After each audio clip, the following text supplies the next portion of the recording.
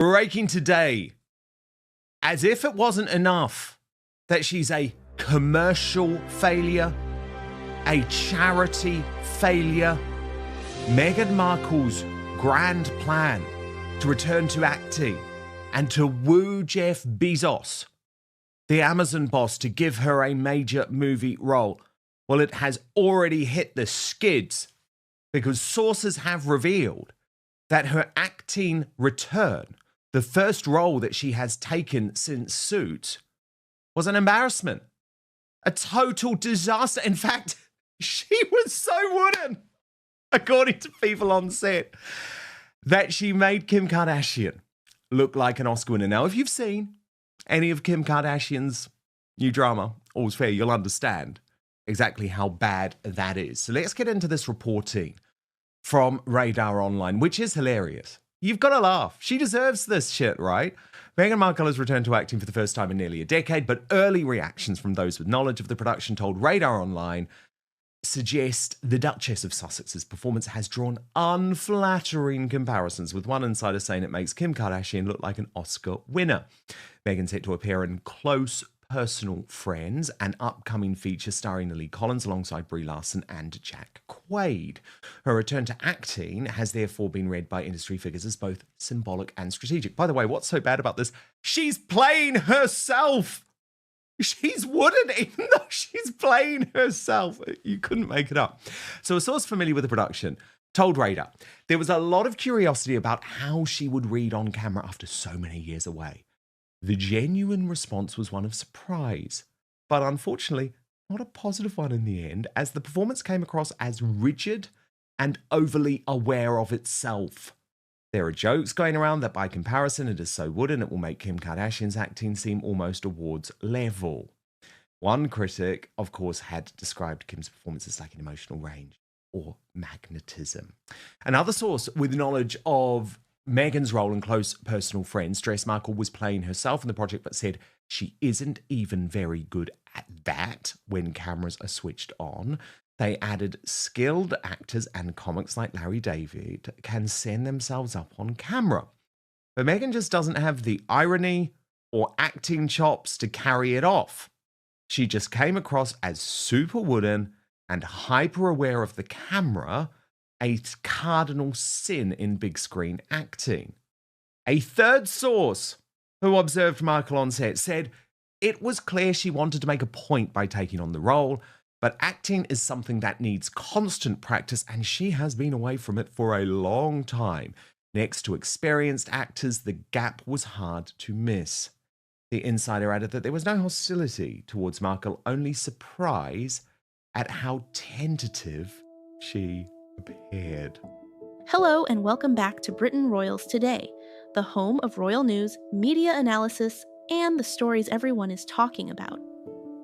Tonight, we're diving into what many critics are calling Meghan Markle's latest career setback, as her much-talked-about return to acting is met with a wave of lukewarm reactions and growing questions about whether Hollywood has truly moved on. Joining the wider discussion is royal biographer and commentator Angela Levin, whose long-standing insight into the Sussex story adds crucial context to why this moment may be more significant than it appears. As always, this video is commentary and analysis based on public reporting, media reaction, and opinion. So let's break it all down. Angela Levin, our Royal Mastermind Prince Harry's biographer. The reviews are in, and not only can Meghan Markle not run a business, not run a charity, the only thing that she's apparently meant to be good at is another disaster for her. Are you surprised? No. She doesn't know who she is. That's why I'm not surprised. She doesn't know whether she is very kind, whether she looks after people, whether she is a wonderful person from the palace, but they haven't understood her. She doesn't know who she is. She pretends that she's all sorts of different people. You see her with some people, she's got her hands around them at the flames in America. Then, everything was burning and she was going up and she was taking them, making sure that there was a camera there. There we are, that's the one. cuddling this woman, and she kept on looking at her cuddling her, but she's in the middle line, everybody else on either side of her. She's just playing. She acts, but it's not real. She doesn't know who she is, but she knows how to be in a picture, and how to pretend that she's showing her heart to somebody who she's walked over their house with everything underneath rotten, but she's got to do that because it make a nice picture. No, but she always thinks about me, me, me, me, me. But there's so many me's now with her that she messes it all up. She's not honest, is she? I mean, you see this with her father. I have to bring that back again. How would anybody behave like that? I'm not saying how dare he speak to someone else without my agreement. He's a father, for God's sake. And also, she just sort of said, I don't want to know. And that's it. So what's she like? And then the next minute, she's cuddling people. And it's not because that she hates him. I mean, there is rumours that she's going to come out with reasons why she doesn't want to have been with him, but because she won't do them now, I'm sure they're not true. And she's just 100 sides of Meghan. That's why she can't do it. If she was told to act something, she might be a bit better, but she's not a good actress. She's never has been, and she was going to be sacked before she met Harry. But she doesn't know who she is. She can't cope it. If she's with the royal family and everyone's going round, she doesn't know what to do. She goes, she walks about all very awkwardly because she's not confident there. And so she doesn't know who she is. So none of us do either. And I don't know that many of us want to. No, we don't. And clearly this was a bit of a test, wasn't it? Her dipping the toe in the water, because Netflix never wanted her to act in anything, Angela. So she thought, well, Jeff Bezos, he wants a piece of me.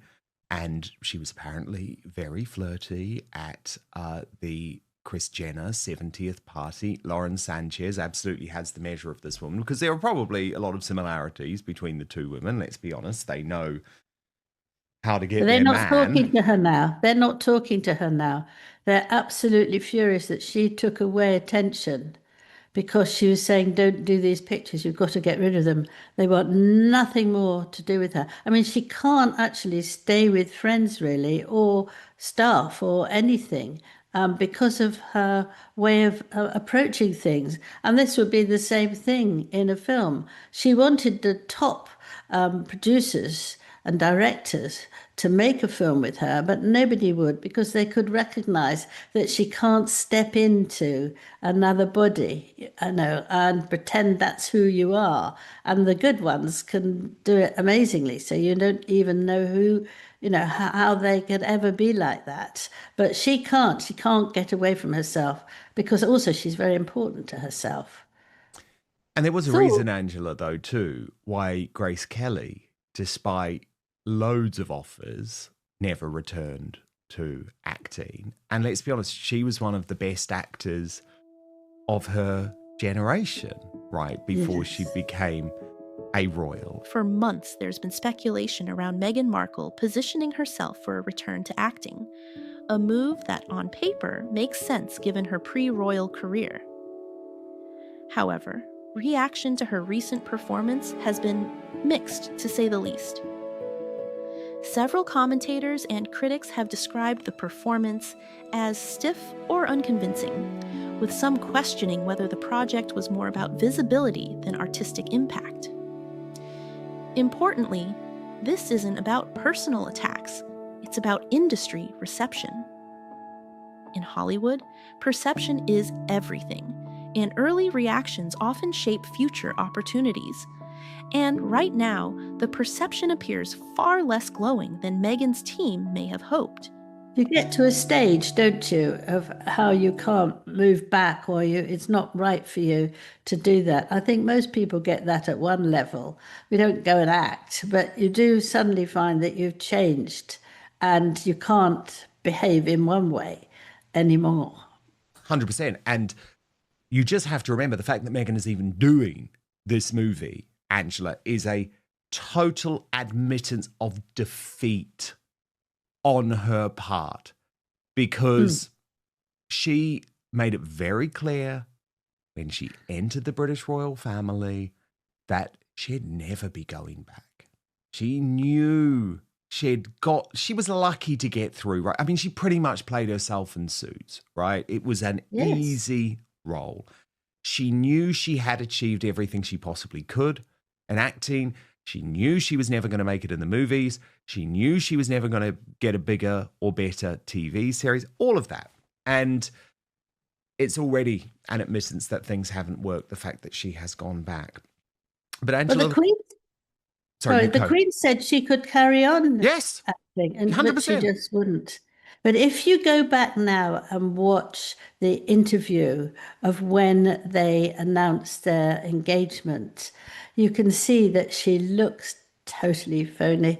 You might not have said that at the time, but the way she looks up at him, which she still used to do, darling this and darling that, you realise that this is a performance. 100%. It's good, because you don't think it at the time, because you're pleased that he's got, Harry's got someone to marry him. That's how I felt. Now I go back and look at it. Oh my God, what a trick. Yes, look, I love you so much. Holding both hands, It was an acting job from the very beginning. Yeah. It was an acting job from the very beginning. Astonishing. Now, look, there's this campaign against Prince William, which has been waged by lots of folk in the mainstream media, including this ex-BBC dude, Peter Hunt, who is totally pro-Harry, totally pro-Meghan, and is now trying to claim, Angela, that William has so much control of the media that things are now being hidden from us. This is a new piece for the newspaper in the UK. And Peter Hunt, of course, is of some note because he is a former BBC royal correspondent who did one of the first sit-down interviews with Prince William back in the day. But he's now turned on William, as I say, pro-Harry and Meghan. This is what he's written, Angela. William has won. His victory over the media is unremarked upon by those he has vanquished. They are settled into their chosen role of offering up largely, I guess you would say, largely unchallenging coverage of the king in waiting. And he says this has been William's ever since, applying to all aspects of his life, especially his dealings with the media. After a blip a decade ago when he was briefly nicknamed Workshy Wills by the tabloids, he now basks in a level of benign attention rarely afforded to public figures. The dominant reason is access and the media's fear of losing it. It's William's trump card, and he's a wily operator. He once temporarily froze out someone who asked questions of his advisors that weren't to his liking. To stay on the inside track, the reporting of William suffers too often from the avoidance of difficult topics such as royal finances and the media's own conveniently short-term memory. There is much that has gone unspoken where William is concerned, not least when it comes to Prince Harry. A silent older brother has relied on sources to brief his side of the Calvinist divide. He's been helped by the media, which in large part has cast Harry as the guilty person and portrayed William as wounded and above reproach. The truth, as always, is more nuanced. Well, Angela, I mean, that just shows you, right, that this Peter Hunt is a propagandist for Harry and Meghan, because how can you look at what's gone down over the past 6 years and say that Harry is not guilty? He wrote the book. He made the TV series. He attacked his brother. He attacked Catherine. He attacked Camilla. But more importantly, Angela, why is there this desperate bid by Harry's allies in the mainstream media, lots of BBC people, to try and trash William at the moment? We've even, Angela, seen it from the Daily Mail, have been sending out the likes of Amanda Patel and Liz Jones to attack the future king. What's going on here? What is this really about? Well, it's hard to imagine. I think it's absolutely extraordinary because I think that William has behaved with great behavior, and I can't understand why he'd do that. But this is absolutely going on. But I think perhaps he's more organized. Maybe Harry pays them. I don't know. They'll all go up in arms now. "Whoa." But there's something there that makes you change. I can't understand what it is, but I have to fight against it, I feel. But when you hear that William gave this sort of amazing interviews with Eugene Levy, who's also a journalist, and Rain Manning, which was about people who commit suicide, he talked about that very passionately and sincerely, and let loose what he felt about himself and other people and how he wants to help them. So I think that you should take more notice of that. And all these people who think that, yeah, that's a very nice man. He was invited to the church for the service as well, actually, because they got on so very nicely. And I think that it doesn't make any sense to me. I think some of the people who are writing it think it's fun, but how anyone can want Harry, who's trying to destroy our whole country and the whole royal family, I have no idea. And some people should know better. And William is the one who's going to be king. He might say no when people go up and ask him if he would like to be interviewed, or they do it through the aides and all that. But he's the one who has learnt a lot, how to be a father, how to be a husband, how to be the heir to the throne. And I think he's doing extremely well. And it's not up to us to tell us how he should tell us all these secret things that he knows.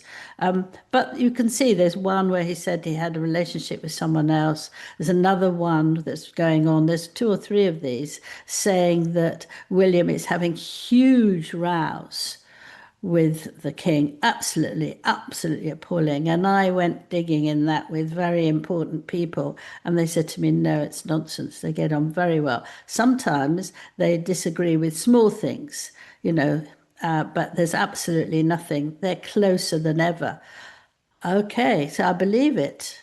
I do believe it. And I think there's a lot of people who try and set something nasty to get their own back.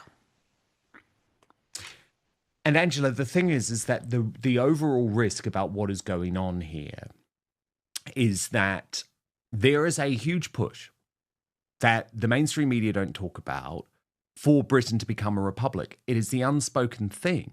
The people who control the mainstream media are lefties, and they're Britain-hating lefties, they're tradition-hating lefties. Look at what happened during the coronation of King Charles, where the British actress on Woke ITV described the balcony as terribly white. But some of them, Angela, are now coming out and revealing the truth, revealing what they really want. And I want to show you an example of this from the fake news agents. This is the UK podcast hosted by three major presenters who used to be the stars of the British Bashing Corporation, the BBC, now coming out openly, Angela, and advocating for the overthrow of the British monarchy. This is why this campaign against Prince William is really happening. Watch. One of the most interesting elements of this story is what hasn't been happening. High-profile celebrity figures previously linked socially or professionally to Meghan have been noticeably silent. Not hostile, not critical, just absent. In Hollywood, silence can speak volumes. Angela Levin has suggested that this reflects a broader pattern. When hype outweighs results, the entertainment industry is quick to pivot away. This doesn't mean doors are permanently closed, but it does suggest that Meghan's star power alone may no longer guarantee enthusiasm or backing. If you're enjoying this balanced breakdown of royal and media narratives, don't forget to like the video, subscribe, and turn on notifications. It really helps the channel grow. And as always, keep the conversation respectful in the comments. We welcome different opinions here.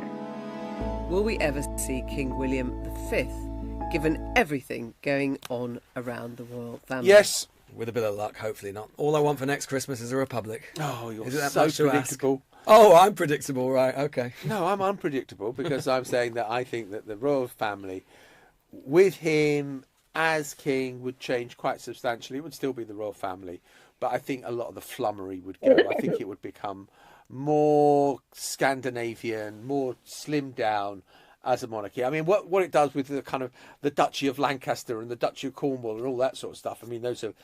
When they went around on their Caribbean tour, they basically, it looked so colonial. They were being carried around by local people there. I'm not sure I buy the idea that they're terribly modern, those two, the Prince and Princess of Wales. The question from Laurie is, given everything going on around the royal family, I guess he's talking about the sort of demise of Andrew and the titles and all the rest of it.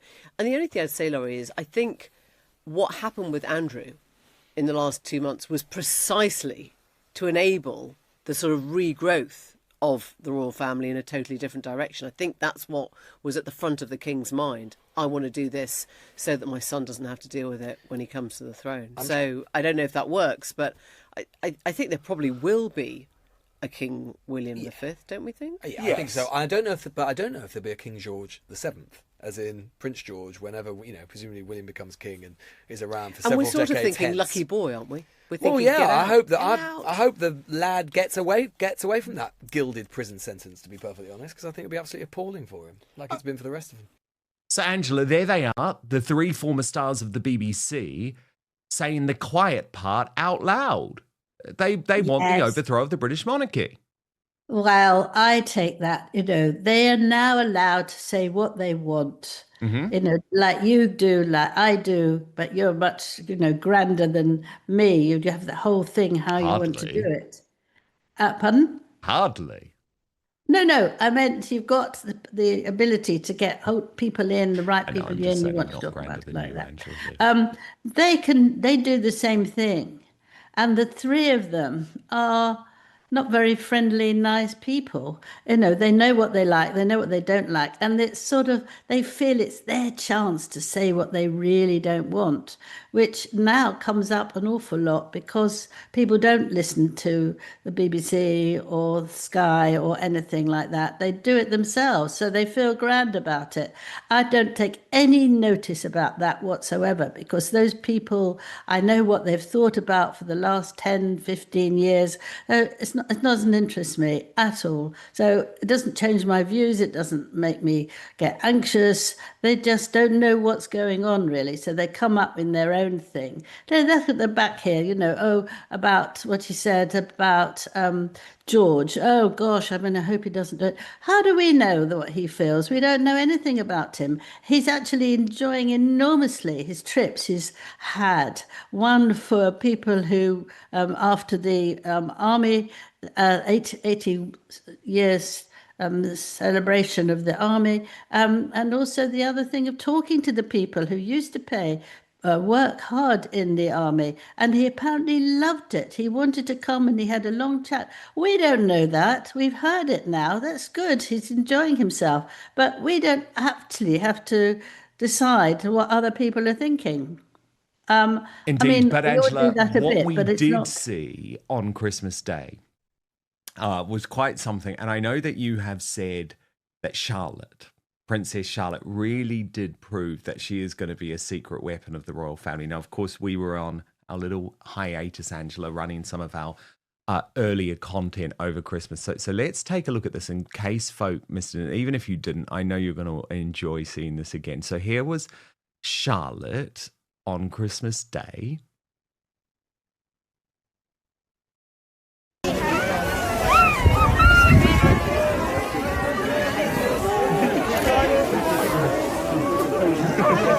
Look at that big hug. And then there was this fascinating interaction between a royal lover and Prince William and George involving Princess Diana. Watch. I've got this for you. John, how First are of all, happy Christmas, William. Very happy First, Christmas. I've got something to say to you. Here he comes, here, John. I've got something to first of all, Hello. George, happy Christmas. John, Happy Christmas, Charlotte. George. And happy Christmas, Charlotte. Happy Christmas. George, I've got something to say to you. Nanny Diana would be ever so proud of you. Thank you. All right? I'm proud of you all. That's very kind of you, John. And first of all, I've got to tell you this. No, you've got a big one. That one's for you. Where have you brought that from? John Lewis. It's George's the same size as you, Louis. You have to carry her back. Sean, you've got So your I carry the book. chocolates and you carry the teddy. I can't believe how tall George is getting. Thank you so much. You take me, John. He's going to be tall. He's going to be about 6'4". Well, one day. Thank you, Very George. happy Christmas. God bless Merry you. Christmas. And once Merry George, Christmas. give my blessing to all your family. And Diana would be ever so proud of you. You're badly. All right? Bless you.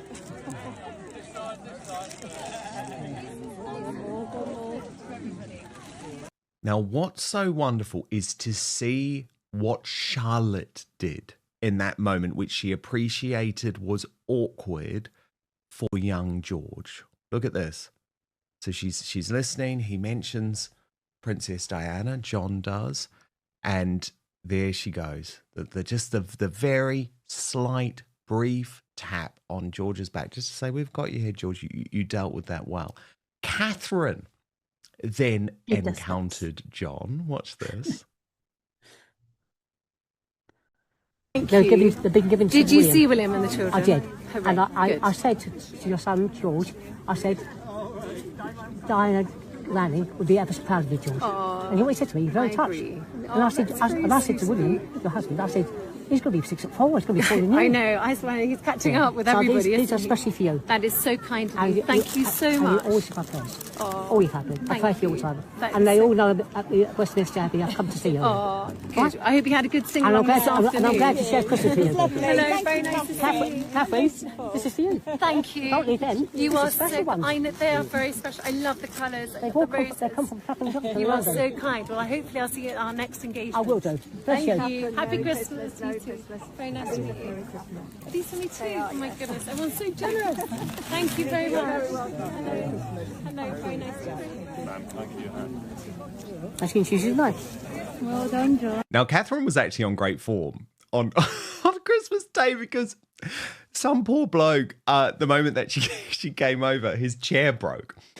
And she joked that maybe he'd had a few too many Christmas pies. A little bit risque for Catherine, but I loved it. Watch. That's very kind. Thank you very much. Thank you for coming to see us. Merry Christmas, Kate. Merry Christmas to you. What a moment for that to happen. I'm fine, thank you for daring. It's all good. Was that your seat? It's a little short and it wasn't start. It's all right. I'm standing. I'm still standing. Nice to meet you. Thank you. Hello. Does it normally I think I borrowed it off these people here, so I'm going to apologise to them shortly. Yeah. I suspect there might be a wait limit. And that's before Christmas dinner. She Whitney, you can tell she was thinking, do I say it? Do I make the joke? Do I make the joke? I'm glad you did, Catherine. One more. I've got to show you one more. Louis snatching the chocolate from William was so good. What? Charlotte, Merry Christmas. Charlotte. You're welcome. Merry Christmas. Louis. That's your Louis. Yeah, Louis. And we've got these for George. That's very Can you kind. take those Thank for you very George much. as well? It's very kind of you. Thank you very much. Merry Christmas. Very happy Christmas. Merry to you. Christmas. Lovely to see you. Have a lovely day. Very happy Thank Christmas. you. Very happy Christmas. Nice to see you. Merry Christmas, Merry boys. Christmas. Very nice to see you. Merry Christmas, Louis. Have a nice day. Merry Christmas, George. Merry Christmas.